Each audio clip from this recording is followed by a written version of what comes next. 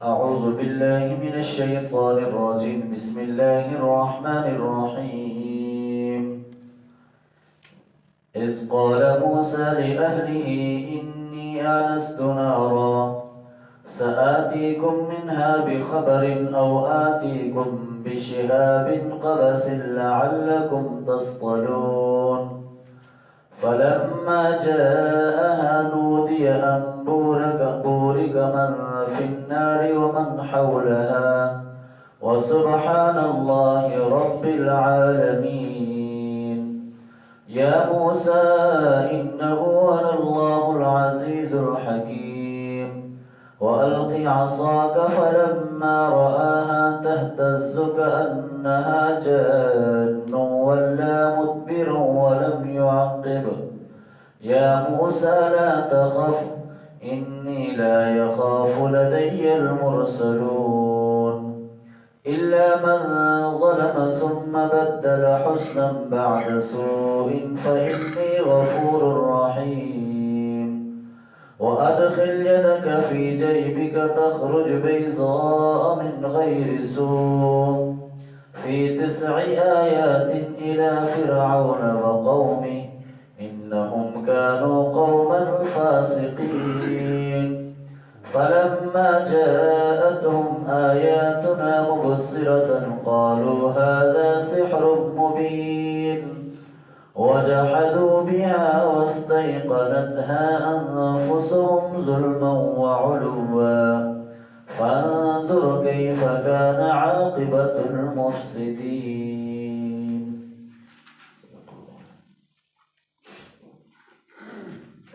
یہاں ان آیات کے اندر موسیٰ علیہ السلام کے حوالے سے جو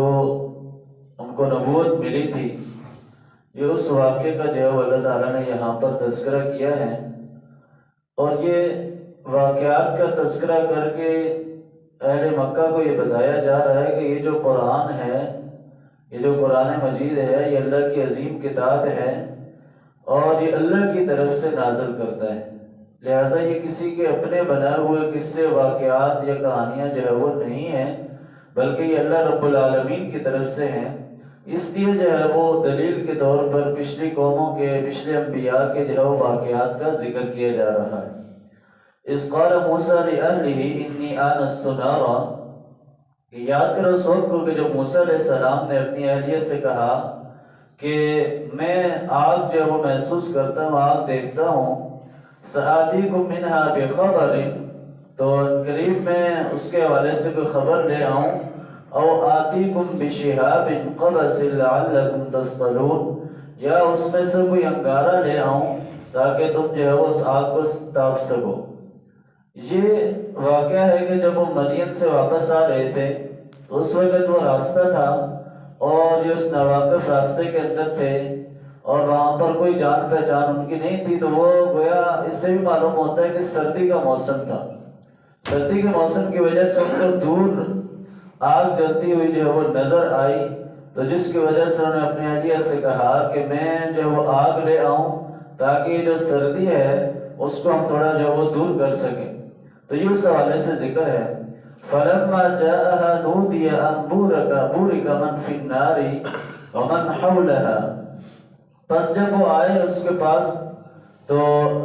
ندا لگائی گئی، پکارا گیا کہ جو کچھ آگ میں ہے اور جو اس کے ارد گرد ہے وہ سب بابرکت ہے. وسبحان اللہ رب العالمین، اور اللہ پاک ہے جو تمام جہانوں کا رب ہے. یعنی اس سے مراد کہ یہ وہ درخت کے اوپر ایک آگ کے جو ہے وہ شعلے نظر آ رہے تھے،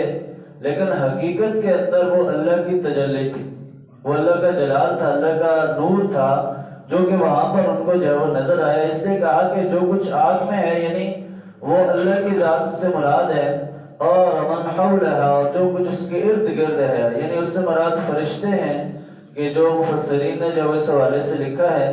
تو گویا وہاں پر اللہ کے نور کی جو ہے وہ تجلی تھی،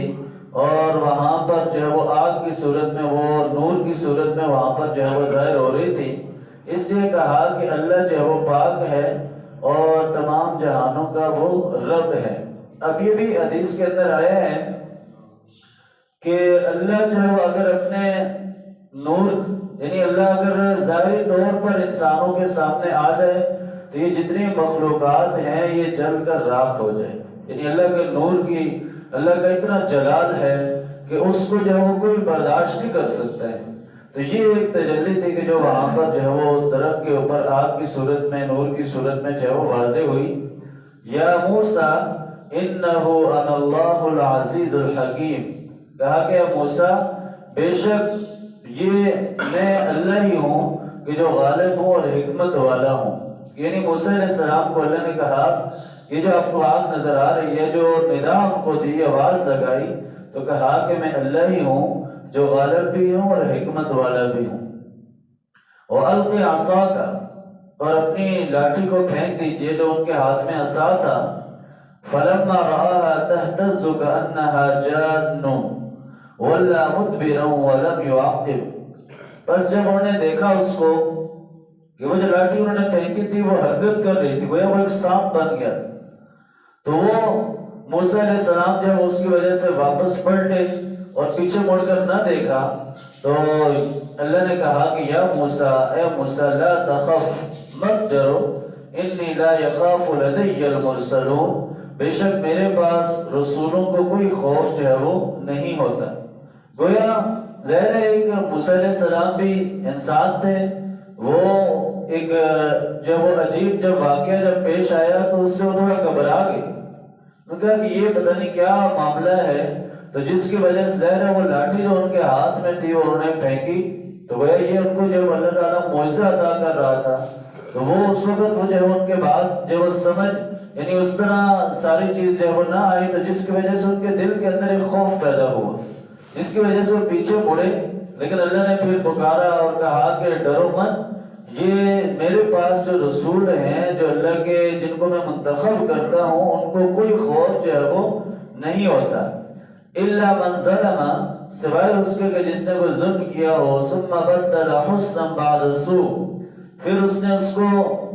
اس برائی کو یا ایسے کام کو جو ہے وہ نیکی سے بدل دیا ہو.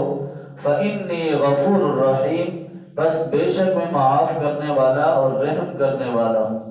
کہ مجھ سے ڈرے گا وہ شخص کہ جو ظالم ہوگا، جس نے ظلم کیا ہوگا، جس نے دنیا کے اندر میری نافرمانی کی ہوگی. ظلم سے ایک مراد شرک بھی ہے کہ جس نے اللہ کے ساتھ کسی کو شریک ٹھہرایا ہوگا. اور لیکن وہ شخص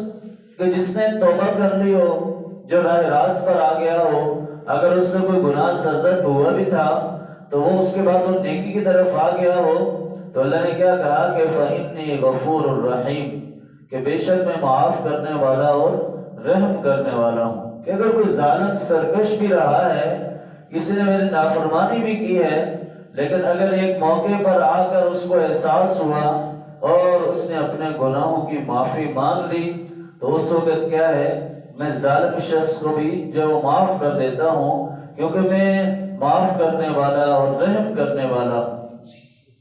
وَأَدْخِلْ يَدَكَ فِي جَيْبِكَ تَخْرُجْ بَيْضَاءَ مِنْ غَيْرِ سُوءٍ، اور اپنے ہاتھ کو گریبان میں یعنی بغل میں ڈالو، وہ نکلے گا ایک چمکدار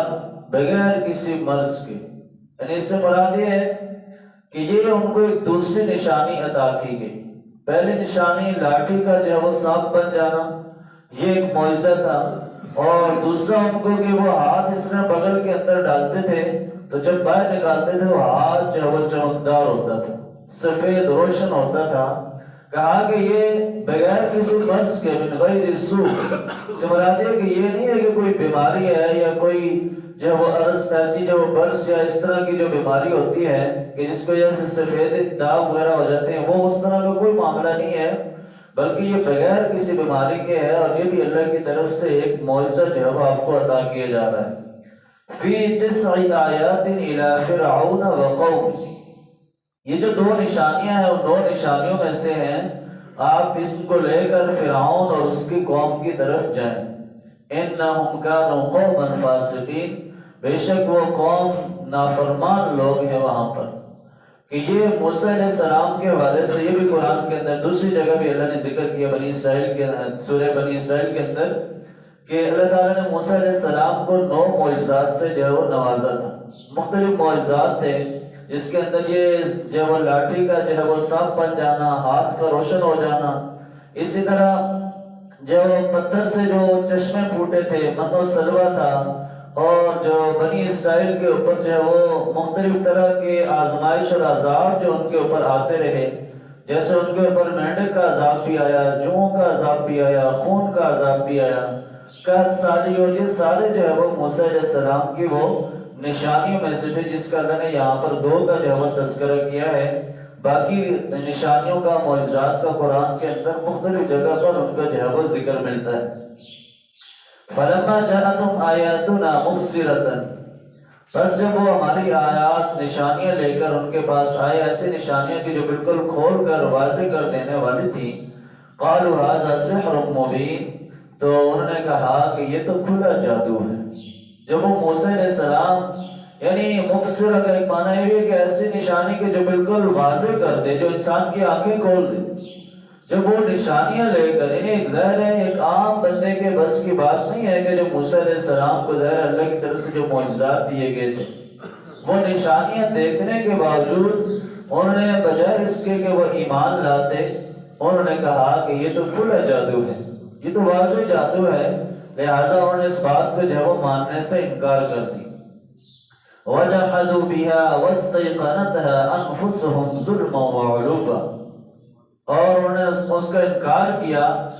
ظلم اور سرکشی کرتے ہوئے، اور حالانکہ ان کے دل میں کے اندر یقین تھا۔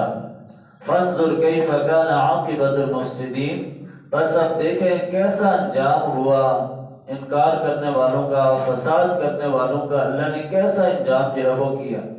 یعنی اس سے مراد یہ بھی ہے کہ ان کے دلوں کے اندر، یعنی اگر عام جو قوم تھی اس کو یقین نہیں تھا، لیکن جو سردار اور فرعون جو بڑے بڑے لوگ تھے ان کو یہ معلوم ہو گیا تھا کہ یہ جو نشانیاں معجزات موسیٰ علیہ السلام لے کر آئے ہیں، یہ حقیقت کے اندر یہ اللہ کا نبی ہے۔ یہ ان کو دلوں کے اندر یقین تھا، لیکن ظاہر ہے وہ اپنی ساری وہ سلطنت اور سرداری ختم کرنا، وہ ان کے لیے جو ہے وہ ان کو جو ہے مناسب نہیں لگتا تھا، جس کی وجہ سے وہ سرکشی پر اتر آئے، جس کی وجہ سے وہ ہٹ درمی پر اتر آئے اور نافرمانی کی اور ظلم، یعنی شرک کی اللہ کے ساتھ، جس کی وجہ سے کیا ہوا کہ اللہ نے کہا کہ پھر دیکھو کیسا انجام ہوا انکار کرنے والوں کا، فساد کرنے والوں کا، جو دنیا کے اندر اللہ کی نافرمانی کرتے ہیں۔ پھر جو فرعون اور اس کی قوم کا جو حال ہوا کہ ان کو اللہ نے جو ہے وہ سمندر کے اندر، دریا کے اندر جو ہے وہ غرق کر دیا۔ تو یہ جو واقعات ہیں، اس واقعے کا ذکر کرنا یہ ہمارے لیے بھی ایک پیغام ہے کہ جس طرح موسیٰ علیہ السلام کو فرعون اور اس کی قوم نے جب انکار کیا تو اللہ کی بات کو نہیں مانا، واضح نشانیاں دیکھنے کے باوجود بھی جب انہوں نے انکار کیا تو پھر ان کے اوپر جو ہے وہ اللہ کا عذاب آیا، پھر اس عذاب کی گرفت کے اندر آئے۔ اور جو اللہ نے انبیاء کو مختلف علاقوں کے اندر،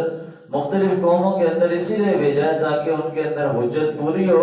اور جب وہ ہٹ درمی اور سرکشی اختیار کرتے ہیں تو پھر اس کے بعد ان کے اوپر جو ہے وہ عذاب آتا ہے۔ اللہ تعالیٰ سے دعا ہے کہ اللہ تعالیٰ ہمیں صحیح معنوں میں قرآن و سنت پر عمل کرنے